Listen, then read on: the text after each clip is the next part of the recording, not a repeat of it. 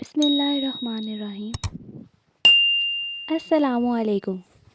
میرا بھائی شاہ میر بچپن سے ہی ایک شوخ و شنگ لڑکا تھا۔ اسے ہر دم شرارتیں ہی سوجھا کرتی تھیں۔ کبھی کبھی محلے کے لوگ بابا جان سے اس کی شکایتیں کرنے آ جاتے، جن کے بچوں کو وہ تنگ کر کے بھاگ آتا تھا۔ تب شاہ میر کو بابا جان سے کراری مار پڑ جاتی۔ وقت گزرتا گیا اور ہم سب بڑے ہو گئے۔ وہ بھی پڑھ لکھ کر برسر روزگار ہو گیا۔ پھر ایک دن اچانک ہمارے سروں پر آسمان ٹوٹ پڑا۔ میرا نام شاہ بانو ہے اور میں پٹھان فیملی سے تعلق رکھتی ہوں، اور ہم پشاور کے رہائشی تھے اور ہم 2 بہن بھائی تھے۔ میرا بھائی شاہ میر جو مجھ سے 5 سال چھوٹا تھا اور انتہائی شرارتی تھا۔ وہ بچپن سے ہی ایک شوخ و شنگ لڑکا تھا۔ اسے ہر دم شرارتیں ہی سوجھا کرتی تھیں۔ کبھی کبھی محلے کے لوگ بابا جان سے اس کی شکایتیں کرنے آ جاتے، جن کے بچوں کو تنگ کر کے وہ بھاگ آتا تھا۔ شاہ میر کو بابا جان سے کراری مار پڑ جاتی۔ وقت گزرتا گیا، ہم سب بڑے ہو گئے۔ وہ بھی پڑھ لکھ کر برسر روزگار ہو گیا۔ اس کی ملازمت ہوائی کمپنی میں لگی تو ڈیوٹی پر ایک ملک سے دوسرے ملک جانے لگا۔ اپنی ملازمت سے وہ بہت خوش تھا۔ ہم پشاور کے رہائشی تھے اور بھائی ڈیوٹی کر کے پنڈی سے پشاور صرف چھٹیوں کے دنوں میں آتا تھا۔ چونکہ ہم صبح سرحد کے باسی تھے تو بھائی کو بھی ادھر ہی رہنا پسند تھا، مگر ملازمت ایک مجبوری تھی۔ آخر ان کی مراد بر آئی اور ان کو ایسی فلائٹ ملی کہ اسلام آباد سے پشاور آنے جانے لگے۔ ایک دفعہ ان کا افغانستان جانا ہوا۔ ان دنوں وہاں کے حالات پرامن نہ رہے تھے۔ ایک فیملی سے ان کی ایئرپورٹ پر ملاقات ہو گئی۔ یہ لوگ پاکستان آ رہے تھے، اسی جہاز میں جس پر بھائی کی ڈیوٹی لگی تھی۔ اس طرح اس فیملی سے بات چیت ہو گئی اور انہوں نے میرے بھائی کو اتنا پسند کیا کہ گھر کا پتہ اور فون نمبر لے لیا۔ اس فیملی نے پاکستان پہنچ کر اسلام آباد میں رہائش لی۔ یہ وہ زمانہ تھا جب بمباری اور جنگ کی وجہ سے بہت سے افغان باشندے پاکستان میں پناہ لے رہے تھے۔ انہوں نے بھی پناہ لے لی اور شاہ میر سے رابطہ رکھا۔ جب بھائی کا اسلام آباد جانا ہوتا اور وہ ان کی طرف چلا جاتا۔ اس فیملی میں گھر کا سربراہ عبدالرحمن، اس کی بیوی، ایک بیٹی اور 2 بیٹے تھے۔ بیٹی گل رخ 18 سال کی اور لڑکے اپنی بہن سے چھوٹے تھے۔ گویا یہ کنبہ 5 افراد پر مشتمل تھا، جو افغانستان میں خوشحال خاندان ہوا کرتا تھا۔ جنگ کے دنوں جو افغان شہری پاکستان آئے، ان میں بہت سے خاندان پاکستان کے مختلف شہروں میں آباد ہو گئے اور اپنی روزی روٹی کے جتن کرنے لگے۔ جن کے پاس پیسے تھے انہوں نے چھوٹے موٹے کاروبار کر لیے۔ غالباً 1991 کا زمانہ تھا۔ عبدالرحمن نے بھی پنڈی میں ایک کپڑے کی دکان کر لی اور روزگار کا ذریعہ پیدا ہو گیا۔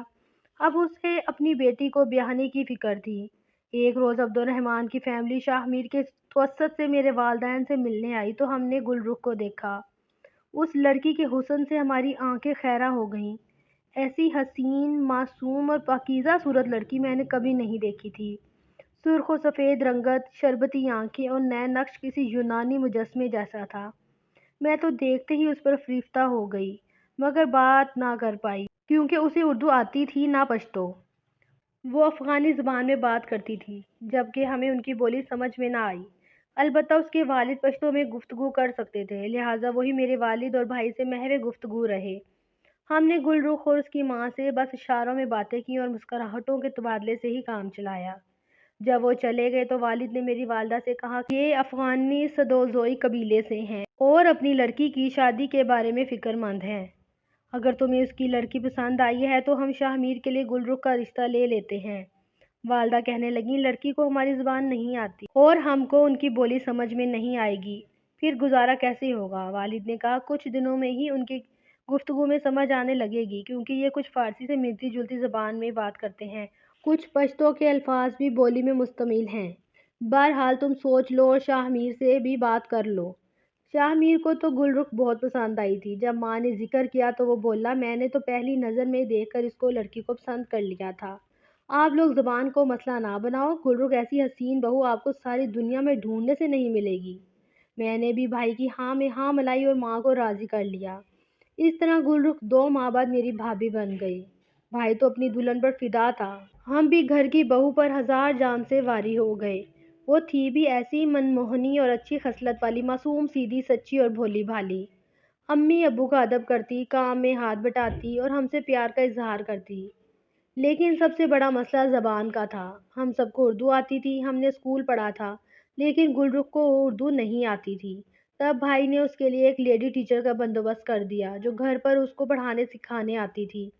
शाहमीर ने सोचा कि पश्तो तो उसको हमारे दरमियान रहकर आ ही जाएगी। अगर मेरा तबादला किसी दूसरे शहर हो गया तब उसको वहाँ हर किसी से बात करने में मुश्किल पेश आएगी। लिहाजा इसे कौमी ज़बान की शुद्ध बुद्ध होना चाहिए। उसे थोड़ा सा पढ़ना लिखना और कौमी ज़बान में बात करना भी आ गया। वो जब अफ़गानी लहजे में उर्दू बोलती तो बहुत प्यारी लगती। यूँ महसूस होता जैसे कोई यूरोपियन लड़की बोल रही है।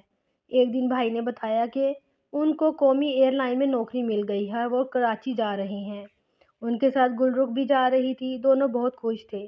मुझे याद है जब भाई ड्यूटी से घर आते तो वो दरवाजे पर इनका इस्तकबाल करती और सुबह जब ड्यूटी पर जाने लगते तो मुस्कुराते हुए इन्हें अलविदा कहती। इस वक्त वो कुदरत के हाथों तराशा हुआ एक शाहकार मालूम होती।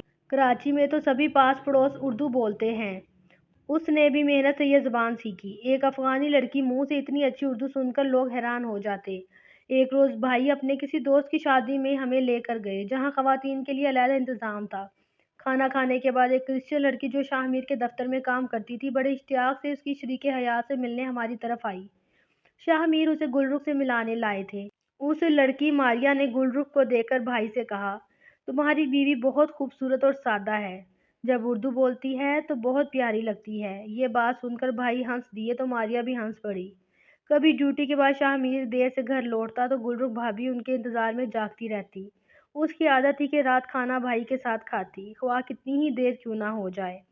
शाहमीर भाभी को सताने को अक्सर मजाक में कहता, तुम खाना खा लिया करो, मैं वहाँ खा ही लेता हूँ, तुम इतनी देर तक भूखी रहती हो। वो कहती, मैं तो आपके बगैर नहीं खा सकती और आप खा लेते हो। क्यों, क्या करूँ? मारिया बहुत इसरार करती है तब खाना पड़ता है। साथ ड्यूटी करने वालों का ख्याल करना ही पड़ता है। इस पर वो शोहर के मजाक को सचमुच समझकर रूठ जाती। भाई उसे मनाता, कहता, नादान, मैंने कब तेरे बगैर खाना खाया है, लाओ खाना दो। वो खाना लाती। जब दोनों खा लेते भाई को फिर मजाक सूझता, कहता, दोनों को राजी करना पड़ता है, मारिया के साथ भी खा लेता हूँ और तुम्हारे साथ दोबारा खाना पड़ता है। देखो अब मेरा वजन कितना ज्यादा होता जा रहा है, कहीं नौकरी से फारिग ना कर दें। वो तो ये मजाक में कहता लेकिन गुलरुख से सच समझ लेती और उसका दिल मुरझा जाता। शाहमीर की आदत थी कि बार बार मजाक करके खुद खुश होता और दूसरों की दिल आज़ारी का एहसास ना करता। दरअसल वो मेरे भाई से बहुत मोहब्बत करती थी। एक बार शाहमीर हमको नोड़ा लेकर गया। हम कश्ती में सैर कर रहे थे। भाई ने समुंदर का पानी चुल्लू में भरकर कहा, देखो गुल, ये पानी चखना, हमारे वतन का पानी कितना मीठा है। भाभी ने चुल्लू भरकर पानी मुंह में ले लिया। जाहिर है कि समुंदर का पानी कड़वा ही था, मगर उसने पानी मुंह से निकाल फेंकने की बजाय पी लिया और बोली, हाँ हाँ शाहमीर, तुम्हारे वतन का पानी बहुत मीठा है। हम सब हंस रहे थे, मगर उसने पानी की कुली फेंकने की बजाय इसलिए निगल ली कि उसका शौहर खुशी महसूस करे। शाहमीर और गुलरुख की ज़िंदगी इतनी खुशगवार थी कि दफ्तर से आने के बाद या छुट्टी के दिन वो घर से बाहर कहीं ना जाता। पास पड़ोस वाले इस खुशो खुरम जोड़े की ज़िंदगी की मिसालें देते थे। हमारे घर के बराबर इशफाक भाई का घर था। वो मेरे भाई के साथ एयरलाइन में मुलाजिम थे। उनकी बीवी गुलरुख की सहेली थी। एक बार मजाक में उन्होंने बीवी से कह दिया कि शाहमीर की तो मारिया से बहुत बनती है, एक काश हमारी भी कोई मारिया जैसी दोस्त दफ्तर में होती। ये आदमी तो बड़ा खुशकिस्मत है, दफ्तर में भी खूबसूरत साथी और घर में भी। इसने तो यह सब अपनी बीवी को जलाने को कहा था, लेकिन कुछ औरतों की अकल वाकई गुद्दी में होती है, उनके पेट में बात कहाँ पड़ती है। उस खातून ने आकर गुलरुख को बताया कि तुम्हारा मियाँ अपने दफ्तर की एक क्रिश्चियन लड़की मारिया से मोहब्बत करता है। भाभी ये बात सुनकर खामोश रह गई। शायद उसने सच समझ लिया। उसके बाद वो हर वक्त खामोश रहने लगी। उसने तो अपने बच्चों के साथ चहकना महकना छोड़ दिया, जैसे उसे चुप ही लग गई हो। एक दिन मैंने भाई की तवज्जो दिलाई कि गुलरुख अब उदास और चुप चुप रहने लगी है, कहीं उसे अपने मेके की याद तो नहीं सताती। तब भाई ने कसम देकर उससे पूछा कि तुम क्यों उदास हो। इस पर वो रो पड़ी, कहने लगी, इशफाक की बीवी बता कर गई है कि तुम मारिया से बहुत मोहब्बत करते हो, उसको उसके शौहर ने बताया है। भाई ने कहा, एक औरत की बात पर तुमने यकीन कर लिया? अव्वल तो ये बिल्कुल गलत बात है, मैंने किसी से प्यार नहीं किया। अगर मुझे किसी से प्यार हो जाए तो तुम क्या करोगी? सच बताओ। मैं चाहूंगी तुम अपना प्यार पालो मगर खुश रहो, गुलरुख ने जवाब दिया। इन्हीं दिनों भाई के दफ्तर में कुछ सियासत चल पड़ी, जिससे शाहमीर को परेशानी लाहक हो गई। घर आता तो दफ्तरी परेशानी चेहरे से जाहिर होती। भाभी उसका परेशान चेहरा देखकर बुझ जाती। वो समझती कि उसका शौहर मारिया के सबब उदास रहने लगा है। भाई उसे अपने दफ्तर की परेशानी तो बता नहीं सकता था। आखिर हिम्मत करके गुलरुख ने पूछ ही लिया कि क्या तुम मारिया के लिए परेशान रहते हो। उसने भी कह दिया कि हाँ, ये उनकी मजाक की आदत वाली बात थी, मगर गुलरुख ने दिल पर ले ली।